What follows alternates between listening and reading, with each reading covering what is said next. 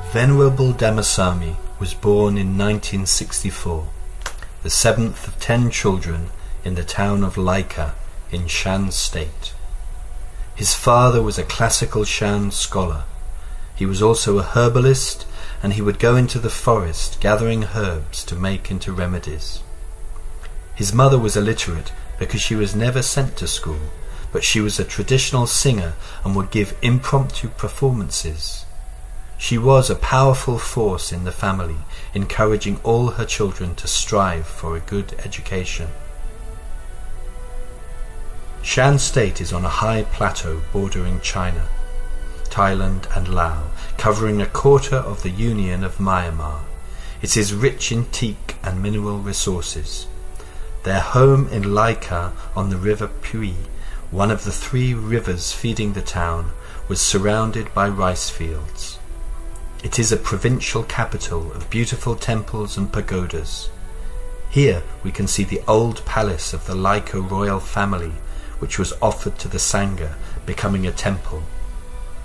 The whole town is served by water from an irrigation project created more than a century ago by the town's Shan ruling prince called Chaofa.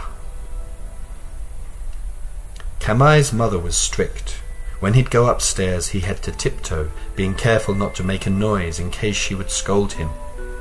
So when he left home to live in the monastery, he relished the freedom and the opportunity to play with all the other boys. It was in the monastery that he received his education, and it was here that he discovered a love of books and learning.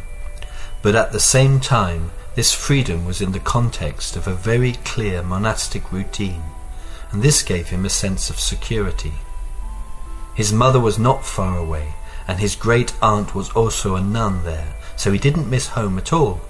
In fact, he says that he feels sorry for the other children who had to wait until they were 18 before they left home. Every evening, the abbot would give them teachings after Buddha Puja, and then they would be dismissed, line by line.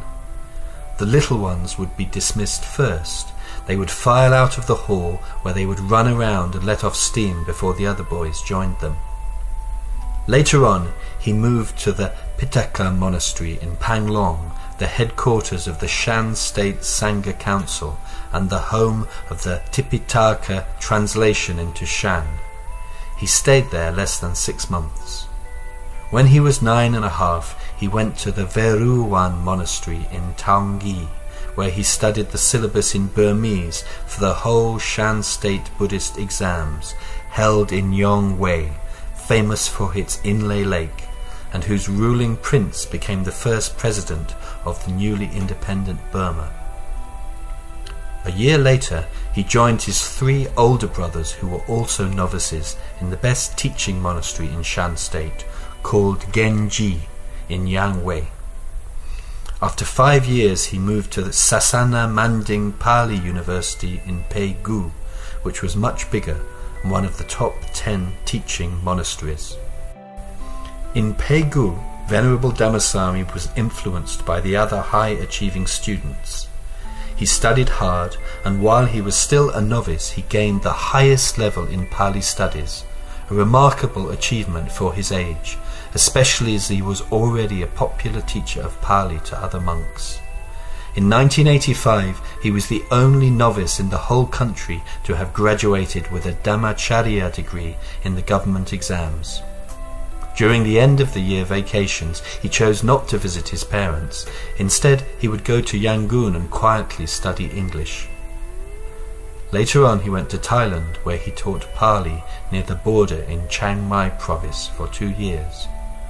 Then on to Bangkok, where he improved his English further, and this opened up the opportunity for him to go to Sri Lanka in 1991. He was the first Shan monk since the 1960s to make this journey, and following this, many other monks, many of them from Shan State, felt encouraged to follow in his footsteps. In Sri Lanka he studied further, taking 2 MAs in Buddhist studies in English and also an MPhil, while also teaching. It was while he was there that he met a monk, Venerable Galayaya Pidasi, from the Saddhatissa International Buddhist Centre, a Sri Lankan vihara in North London. In 1996, he invited him to come and teach meditation and Sunday school there. Life at the vihara was busy. He taught Sunday school and started to teach meditation to anyone who came to the vihara. This was where he started instructing Westerners, adapting his teaching to make sense to those from a non-Buddhist background. It was very unusual for such a learned monk to also be so skilled in teaching meditation, and he rapidly gained a place in everyone's hearts. He published some of his teachings on meditation in 2 books before the year 2000. This led to many invitations to people's homes, teaching the Dhamma to both parents and children, and also running retreats. After 4 years, Venerable Dhammasami gained a place at St Anne's College, Oxford University, to take a PhD under Professor Richard Gombrich, Bowdoin Professor of Sanskrit and an internationally known scholar on Theravada Buddhism. His research covered monastic education and its history from the 17th century to the present in Burma and Thailand. In the last year of his PhD, he set up the Oxford Buddha Vihara with the help of Venerables Panyawamsa, Mahasena, Nanda Meda, Badiya, Mahasomchai, Mahajirabandhu and Sumana. It was just in a little rented house. Soon, so many people were coming to hear him teach that they had to find somewhere larger and were able to buy their first property, a 5-bedroom semi-detached house. Not only this, but a branch monastery was set up in Singapore as well. Some would ask, how could a monk from such a simple background become such an inspiring teacher so far from home? People were drawn by his warmth and compassion, and also the clarity of his teaching. There was always a warm welcome at the vihara where everybody could feel comfortable and included.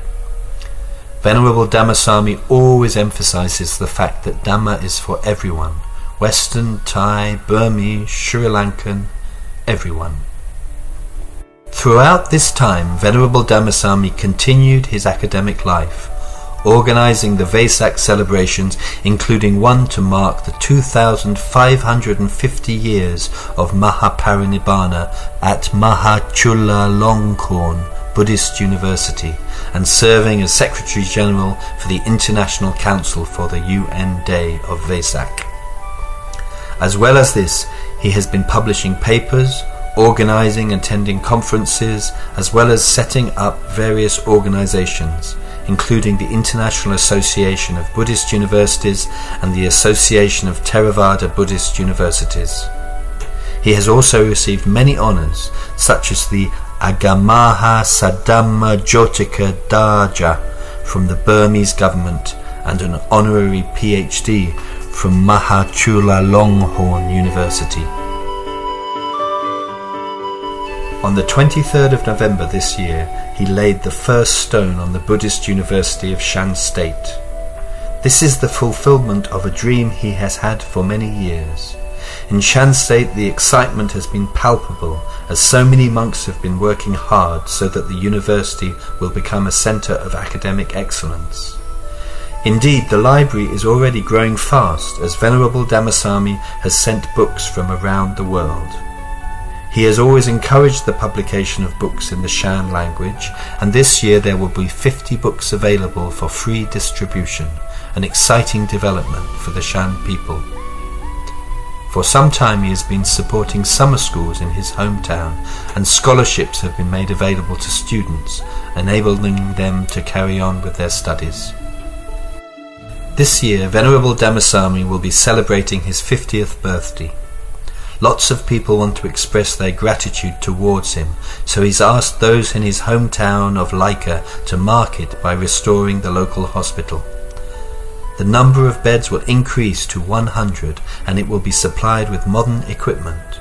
Free medical treatment will be available during November and December. In time for his birthday, a new Dhamma hall will be built for the whole Luai Vihara the monastery of his home village, as well as a community hall on the land donated by his family. Venerable Dhammasami loves trees, and for his birthday more than 5,000 trees will be planted in Laika. He tells us that first we need to grow trees in our hearts before we can grow them on the land. In this way we can develop a powerful impetus to love and preserve our environment. In Tongi, the Pali conference is yet another way of expressing gratitude towards him. He was the one who revived Pali as an international medium for Theravada Buddhist scholars in 2009. Pali scholars from 9 countries will be coming to celebrate his birthday with their research papers. Likewise, a conference on Shan Buddhist manuscripts will be held in Laika. This is the second time it's taken place and is his brainchild, bringing traditional and modern scholars of this subject together. The manuscripts, called Great Texts or Lik Long, are the main medium through which the Shan people learn the words of the Buddha. He's led such a full life spreading the Dhamma. It's not possible to describe it all, but it is the way he teaches meditation that reflects his wide experience, having practiced with so many different teachers. His flexible and adaptable approach is greatly appreciated in the West, where the Dhamma is spreading at such a rate that there are not nearly enough teachers. When he leaves the Oxford Buddha Vihara, he is greatly missed.